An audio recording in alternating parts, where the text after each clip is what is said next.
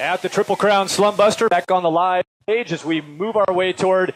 Coming up next, by the way, is the Domingo Countdown. Domingo Ayala will count us down toward the big bat explosion. It's the Slumpbuster kickoff, fire, danger, probably no injuries, but that's coming up next, Domingo. But before we do that, we're going to put a little football in our baseball, but actually a little baseball in our football. We're just doing a little bit of all sports here. Mike Gundy is the head coach at Oklahoma State. Coach, thank you for being here. Glad to be here. Since 2005, it was January 3rd of 2005 when you were hired as the head coach at Oklahoma State, and just signed an extension. Congratulations on that. Looks like you're bunkering in Stillwater, going to hang around a little longer. Of course, you've got a family there, and we were just talking about your boys. You're here as a dad. Sure. So tell us a little bit about your Slumpbuster experience and your youth baseball experience. Well, this seems to be a great event. We've been here a couple days. The people have been tremendous, and the facilities functioned like tonight. They've been really neat, and I've done this a long time. I have a 20-year-old that obviously started when he was 4. So between my 3 boys, I have a 20, a 15, and a 12. We've done Little League baseball for 15, 16 years.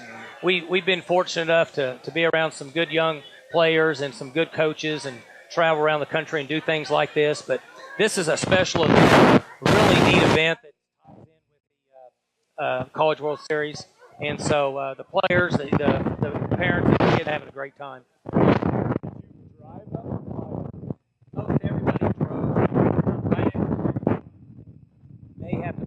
Saturday to do a recruiting function. I'm not sure yet unless it's coming in or not, but if he does, I gotta roll out. Yeah. So as the head football coach at Oklahoma State, that's obviously a big topic, and it's good to hear from somebody like you who's right in the realm of this.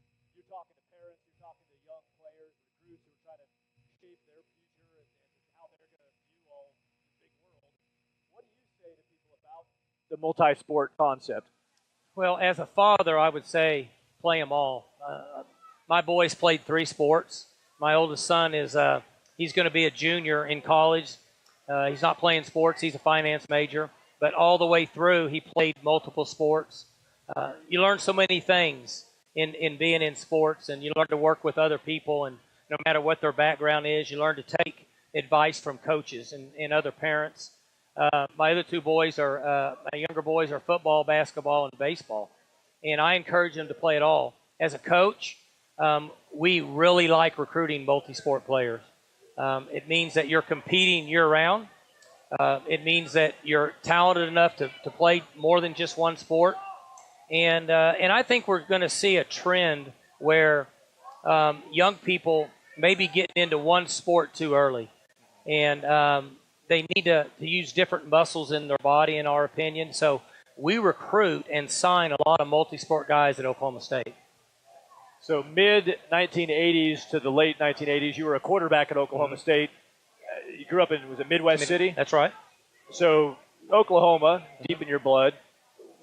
It's maybe more gradual to you because you've been there, and so year to year things just sort of evolve. But what are the biggest differences in your mind, whether it's at Oklahoma State from the day when you were playing, or just in the college football game in general? How do you see it now compared to then?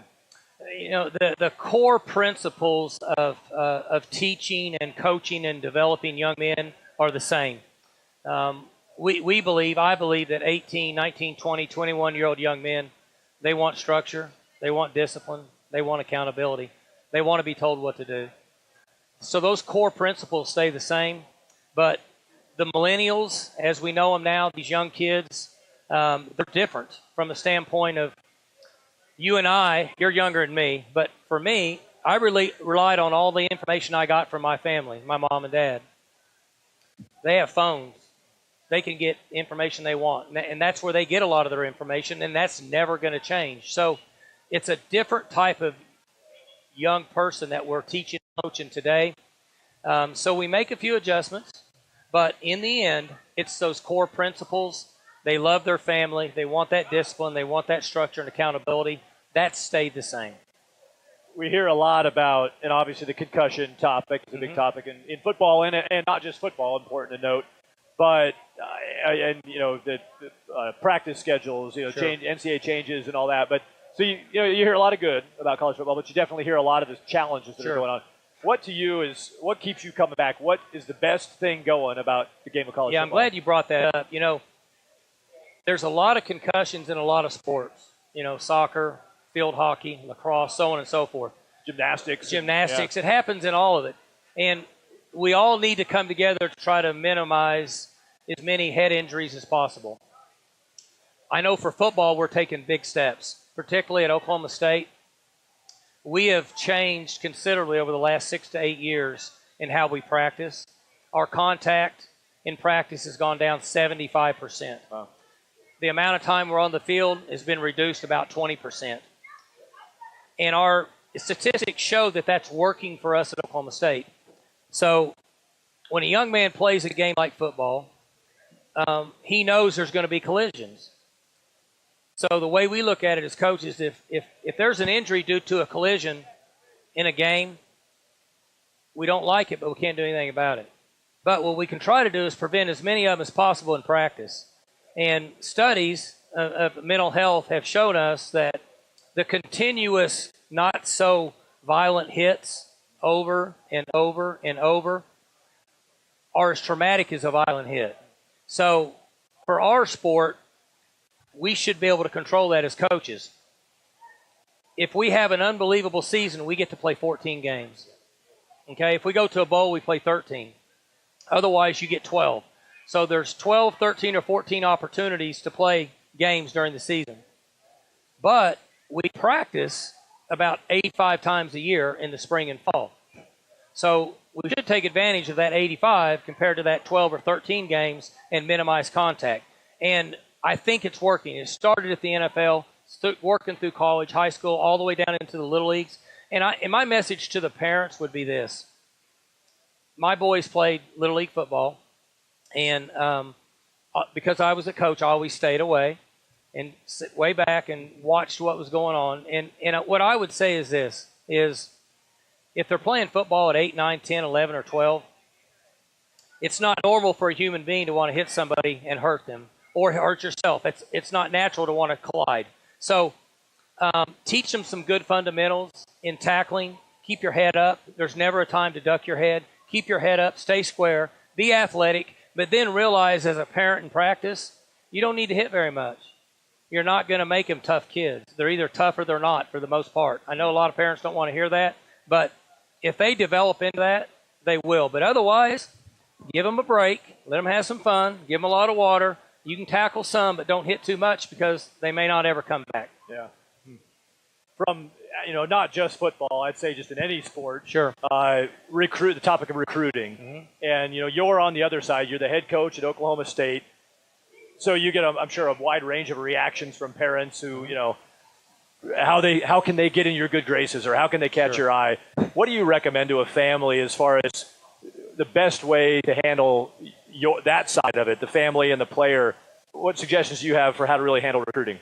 The one thing that's interesting in doing this a long time, and not only at my level, but watching Little League sports, and I was guilty of this. My first son that's 20, I probably ran him out of the game because I was on him so hard all the time. Do this, do this, do this. I can't believe it. I was too hard on him. And what we should do as parents, and I try to get better at it, I still get a little hard on my own kids. And sometimes I'm close to the team that I don't coach them, but I'm close to them because they're good boys and I want them to do well. We're too hard on them. If they're hustling, if they're giving us effort, if their attitude's good, they're not slamming their helmet, they're not slinging their bat down, they're trying to do what's right, we need to support them. Okay? And my dad told me this a long time ago when my youngest boy started playing, which would be 15 years ago.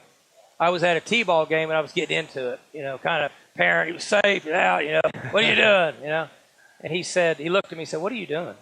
My dad. I said, well, I'm helping him. He said, you're not helping anybody. They're 6 years old, okay? Let him play the game.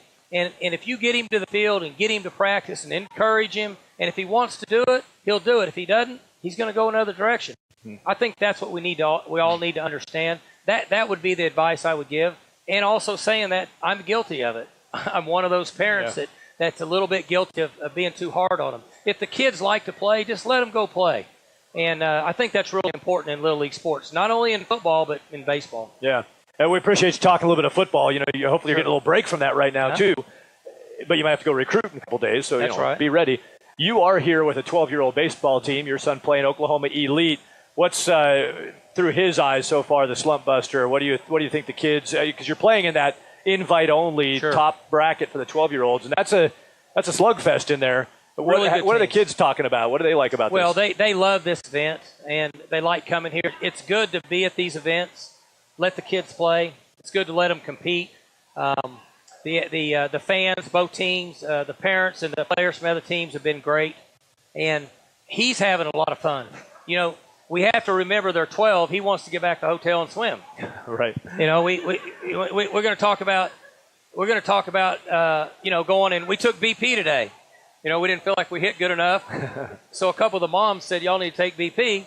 So we go take BP. You know, the moms do it. So the dads go take BP, throw BP, and that's good. But then they want to go back and swim. Yeah. But he's having a lot of fun, and this tournament they're in, I think there's 8 teams that we're in, all really good teams. I mean, really top-notch baseball. And you know what's interesting is this: they're 12, but if they want to play the game, what they have to realize is it's not that far away. I was watching the draft the other day, and the young man that got picked 14th from out there in California for the Royals, the first baseman, you know, he was playing 12-year-old baseball in the World Series, and it showed him, and he was from there to now being a first-round pick. Yeah. Not that that's the answer, but it's neat to see these kids competing and playing the game the right way. Yeah. So with the College World Series, we have the wrong OSU here. We've got Oregon State here. We were here last year. Yeah. So, but the wrong one came in. Similar color scheme-ish. That's right. Do you have a dog in this hunt? You like your conference team, TCU? You got here? I'd love to see TCU do really well. I love to watch good baseball. When the 12-year-olds play or my 15-year-old plays, I like to watch them hustle. I like to watch make good plays. I like to watch them hit their cutoffs, back up the throws, run out ground balls, play hard. That's encouraging to me. Same things I tell my players at Oklahoma State. You're not going to win every game.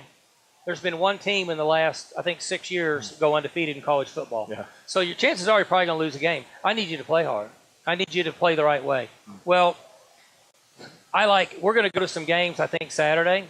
We get to go. And I just want to see good baseball. And I want our young players to watch these older kids play hard and do it the right way and be a role model for them and be somebody that they look up to. But really good teams. I'm a huge college baseball fan, and I love college softball. You know, I watch all the way through. Fascinating game. But I got to pull for TCU. We need a Big 12 to win. Yeah. Well, and for most of the seniors who are here at the College World Series on college baseball teams, you know, you hear a lot about guys being drafted and going pro, but for most of these guys, their careers will end at TD Ameritrade during this next couple of weeks. And so you see a lot when you talk about playing the game the right way. That's what I love about coming here. I came here for the first time in 1987 at the old Rosenblatt, and Stanford won it that year. And I remember what stuck out was hustling on and off the field. I mean, taking, fourth inning, going out for defense. I mean, sprint. And just those little things that you, as a fan, you can't help but get kind of pulled into that. I used to watch it when I was a kid 100 years ago. You know, it was OSU, Texas, Miami, Maine, Arizona State. Every year it was pretty much the same teams. Long Beach was in it. Cal Fullerton was in it back then. I came in 1990 with my girlfriend, who's now my wife, because OSU was in it. And there was a lot of those players on that team that I was friends with and played with in high school. And we lost to Georgia.